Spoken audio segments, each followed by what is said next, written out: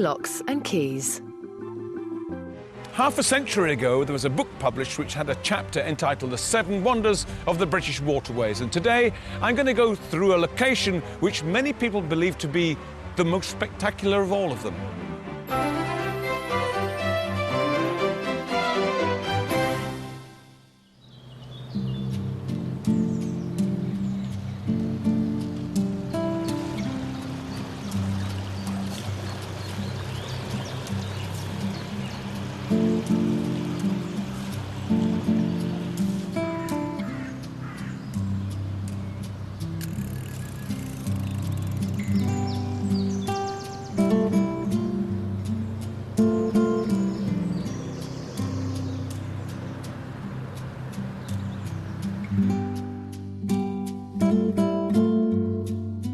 From Bingley's famous 3- and 5-rise staircase locks, we climb higher still through Kildwick and onto the southern tip of one of our most treasured national parks.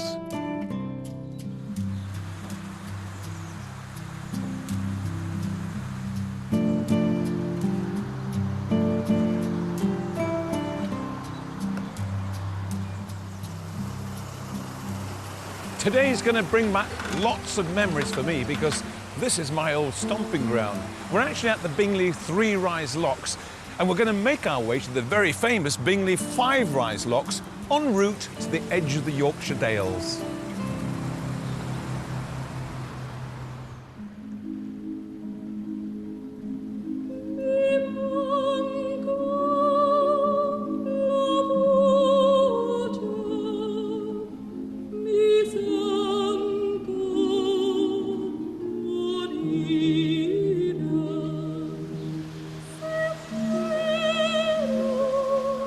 The north of England must feel very privileged as it plays host to the vast majority of the legendary 7 wonders of the waterways. And one man who knows every nook and cranny of each of them is historian and author Mike Clark.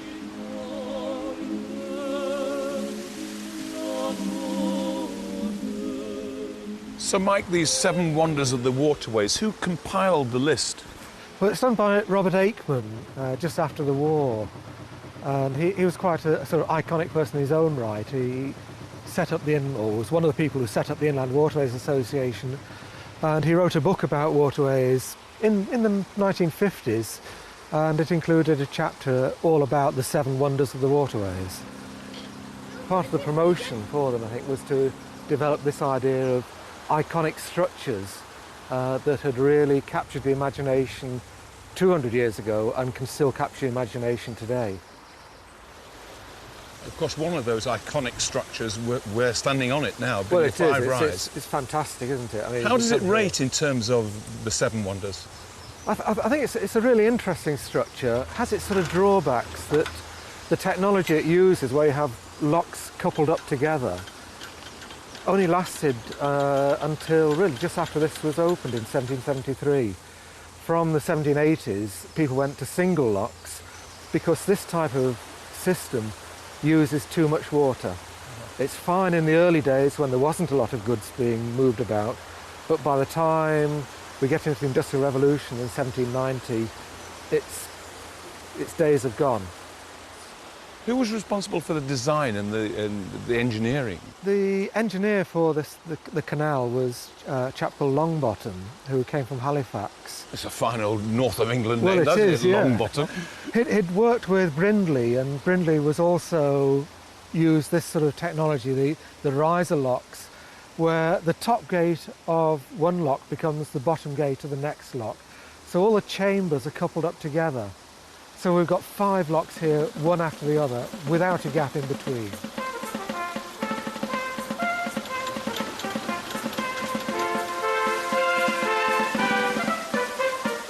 They have to have them here because the canal, these early canals, this is opened in 1773, were very much contour canals.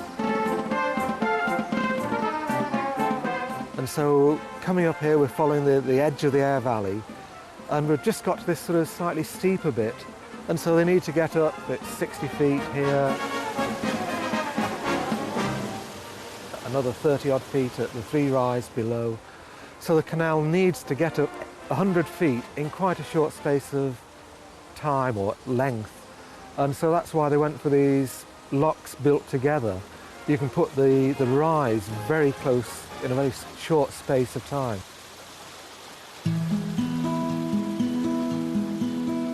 So what about the legacy that Robert Aikman left behind? Can you sum that up? One way that Robert Aikman actually made people more aware of canals was by publicising these iconic structures. And that's one of the things that went to saving them in the 50s and 60s when they were very close to being closed. But in some ways you needed people like that at the time who actually pushed forward the idea of preserving the canals.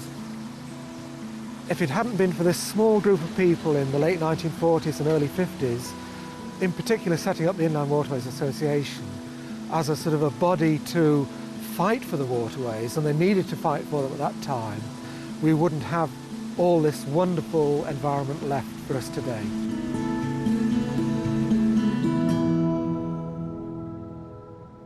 The thing that saved these iconic locks can also be found elsewhere. The friendship and camaraderie gained by those who use our waterways can help increase their quality of life. And thanks in part to this reincarnated boat, one group of autistic adults also regularly get to see and sense the calming charms along the Peak Forest Canal.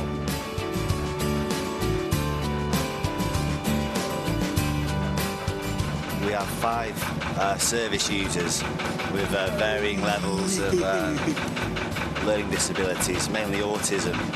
So they're quite a young bunch of guys that enjoy coming out like we all do to relax on days like today.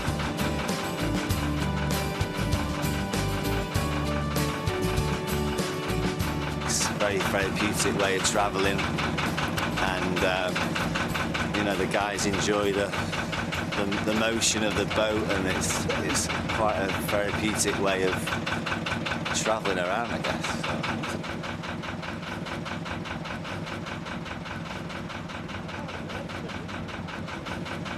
We're on the Bugwas base and the Whaley Bridge start of the canal. We're just heading up to New Mills, where we'll get a bit of lunch at New Mills, turn around, and then come back to Whaley Bridge. An arson attack appeared to have written off this vessel, but the enterprise of brothers Paul and Michael Dawson saw the Phoenix revived, repaired and relaunched onto the waterways of Cheshire, much to the benefit of today's contented crew.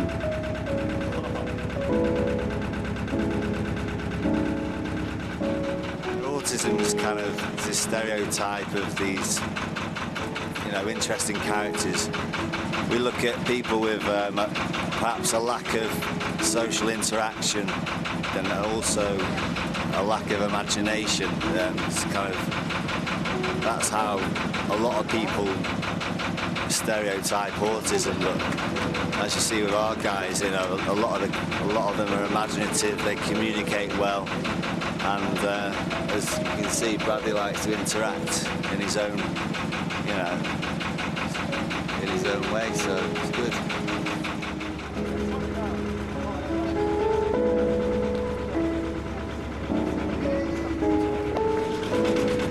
We basically take Manchester City Council referrals for service users that maybe haven't found the right place and are of particularly challenging behaviours. And by giving them a good routine, a good quality of life, we quickly change that, and they quickly become integrated into the community, and it's good stuff. That's it.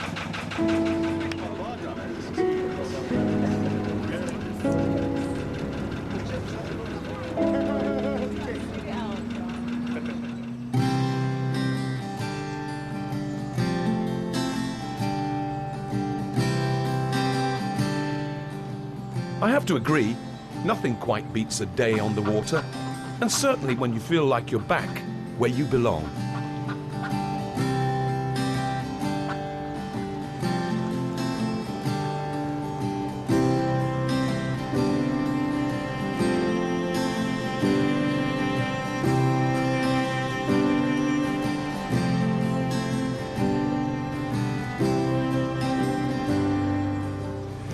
I don't know what it is, it's just a feeling I've got, but somehow I feel that this is Yorkshire. It's different to other waterways. I'm not very used to the Leeds and Liverpool Canal, but this is definitely a Yorkshire feel. Dry stone walling and the size of the fields and then those dramatic hills over there.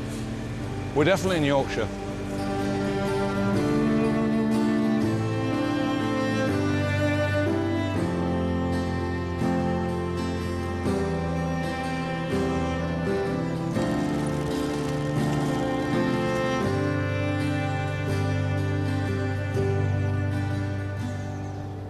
You know, when I was a little boy, my auntie used to live by the side of the canal. And I remember my mum wasn't very keen to go to my auntie's house because she said it's not a very nice place to live. There's all those dirty boats in that dirty canal and those people on the boats. And it really was not a good place to live. My goodness me, look at this now. Look how things have changed. These are des reses. And you can understand why, because outside of your front room window, look at the views. Look at all that.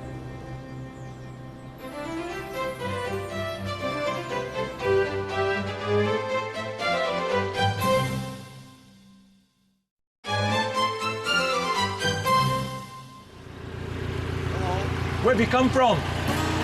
Skipton. Skipton, we're just going there.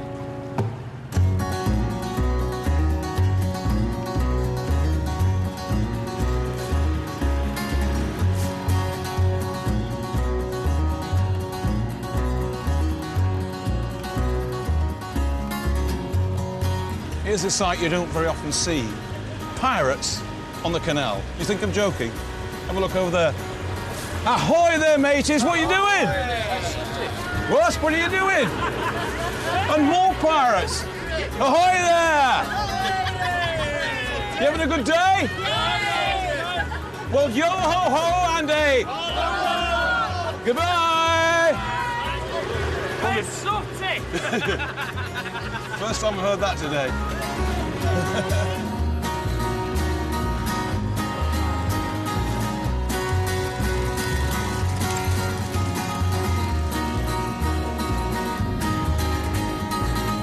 You won't believe this. About 4 minutes ago, it was bright sunshine. Now look at it. It's like something out of Omen 3, isn't it?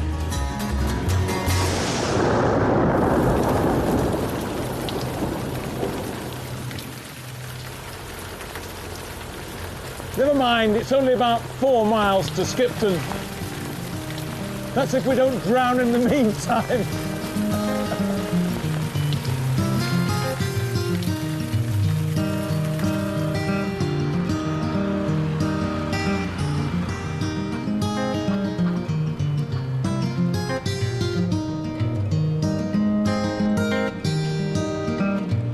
Boatmen and women love nothing better than a good gossip, and they have done for decades. Take Kildwick, for example, where the bridge ahead of me can tell a story that even now may or may not be true. As you'll see, St Andrew's Church and the majority of its graves are separated by the canal, and local folklore suggests that before this bridge was built, parishioners relied on boats to transfer coffins from one side to the other. And that's no job for anyone, no matter what the weather. But you know, come rain or shine, we all like to enjoy a few home comforts, even when that home is floating on water. Roy, fire away. And if you do fancy getting to grips with traditional canal crafts, then there's a society who regularly meet in the northwest to demonstrate how it should be done. We decided as a group that we wanted to try and keep some of the traditional crafts alive. I've been making rag rugs since I was a child. Anne is a china painter. Mary does canal painting, canalware painting, and Kathy does crochet. Sue is a knot tyer, and so is Dave, who's making the ropes. We just try and show people how we make things that the boat people would have used in their everyday lives. Well, I make the rag rugs. Traditionally, the boats would have had a rag rug in the cabin. If they've weren't able to make or afford to make one themselves, they'd probably have a bit of sacking, something like that on the floor. But you do need something on the floor of a boat to keep the cabin warm, to absorb the dirt as you get on and off the towpath. You make them from old clothes. You cut them up into small pieces. People say, oh, it's about 3 inches long. And I say, well, you don't actually measure anything, because most of the things are probably 4 inches long by a thumb wide. It's more or less a finger space between each row, and then just very closely packed. So it's rather like patchwork when you can look at the rug and say, well, we had a wonderful day out and you were wearing that dress and I was wearing this jacket. It's family memories, really, if you're using your own clothes to make the rug.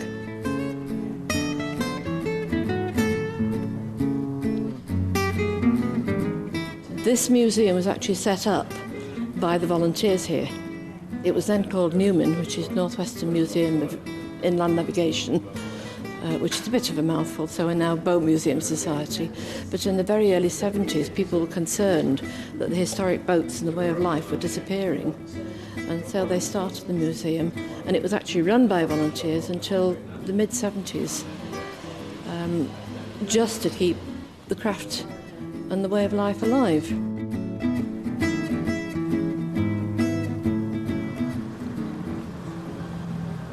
We're about 3 miles short of Skipton, but before we moor up for the night, there's a couple of guys I especially want to meet up here by Hamblethorpe Swing Bridge.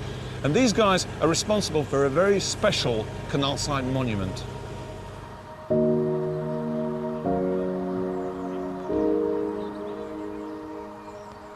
Well, it says on the memorial, lest we forget, so obviously it's some sort of war memorial. Peter, can you explain more? 1943, September, only about 100 yards from where we stood, at Wellington from Sillith in Cumbria on a training flight, crashed with a crew of 7 Poles on board. Sadly, they all lost their lives.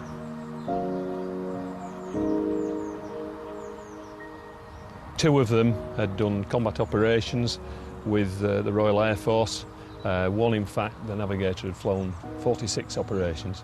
And it was sad, really, that they had to lose their life in what was an accident. They were flying down the valley, low altitude, 1,500 feet, and a wing broke off just up the valley from where we stood, and the aircraft, as I said, crashed about 100 yards away.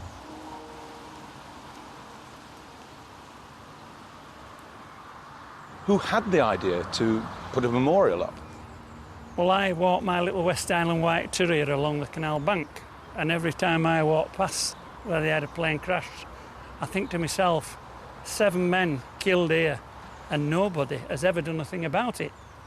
And it wasn't until I visited my local barber, who was cutting away the little bit of hair I have left, and I just happened to mention it to Jeff, and he said, do you think something should be done about it, Jim? I said, well, honestly, I said, 7 men and nothing's there to tell anybody what happened.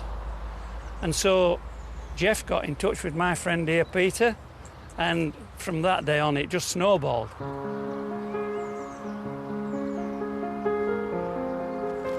Jim and Peter's fundraising efforts enabled the memorial to be unveiled in 2007, when in the presence of the airman's family, a military flypast poignantly reminded everyone of those that were lost and that now are rightly and respectfully remembered.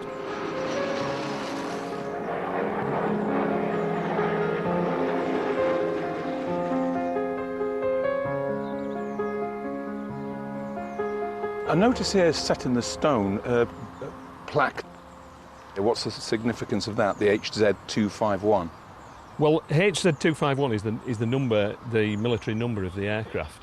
And the aluminium that it was cast from, we collected from the surface down there, just kicking it out, and we had it melted down and made into that. And so that is actually melted down aircraft, for want of a better word. I presume that this is Polish, is it, the plaque down here? This is going to go at the far end by Bradley, because we've had one or two people come in and turn in the wrong way. So we've now got a Polish memorial sign up that it's half a mile down, and to give it more impact, it's just to give them some idea of where to come. You're obviously expecting quite a few visitors then. I don't think there's a day goes by without if somebody comes in and said, "Oh, we've been having a look at Memorial. Oh, it's wonderful. You've done a really good job," and it makes it all worthwhile. You know, but we didn't do it for that. We did it because, you know, after 63 years, these 7 Polish guys, you know, they were just doing the job, and sadly they came to grief in a rather bizarre and unusual way.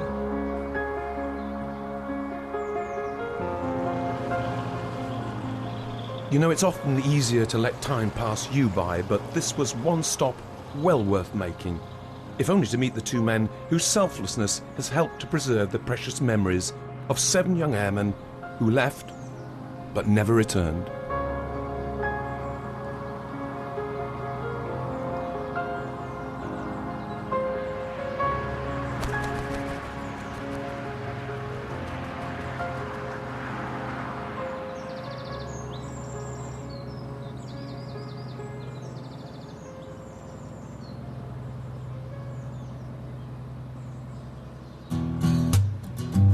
Next time, Locks and Quays enters border country by taking in the delights of Skipton Castle.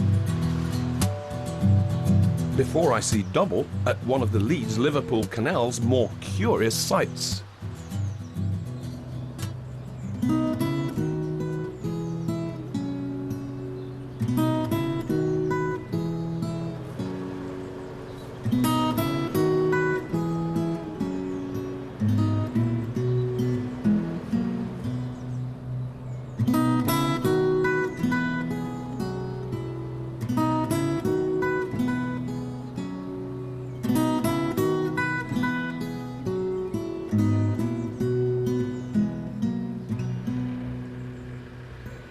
The market stalls and the castle of Skipton lie ahead of us, but that's for another day.